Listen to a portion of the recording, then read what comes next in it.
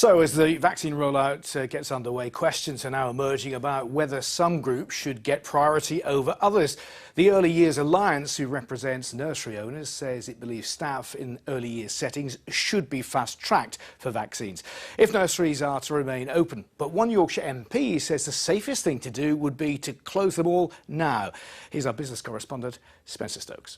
There's lots of different germs on our hands, isn't there? Lessons in hand washing at this Leeds nursery last March. But just days later, they were ordered to close in the first lockdown.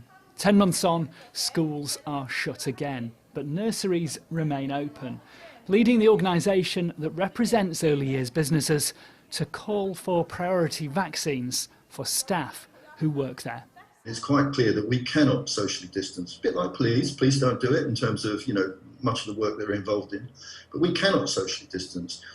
If you have a 12 or a 13-year-old, I have to say, you might be able to sort of have them walk around and keep some distance apart. But you can't do that with a 3-year-old. You can't do that with a 2-year-old. You spend your life physically interacting with them. I've not heard anybody come up with a logical reason as to why we should not be prioritised if we are to stay open. The government says nurseries are COVID safe and present very little risk, and scientific opinion is divided.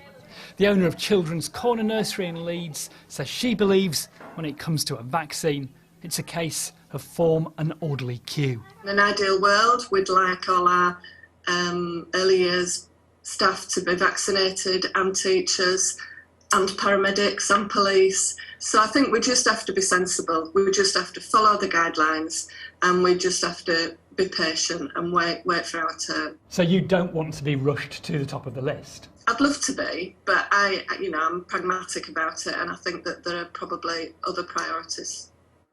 The alternative to vaccinations would be closure, and one Yorkshire MP says that should be seriously considered. If we're going to get this right, and if we don't want this to continue to go on and on and on, we need to make sure that we're stopping transmission in every circumstance.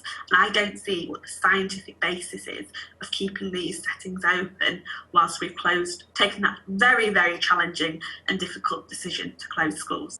If the infection rate continues to rise, those nursery closure calls may grow, putting a greater strain on parents already juggling work and homeschooling.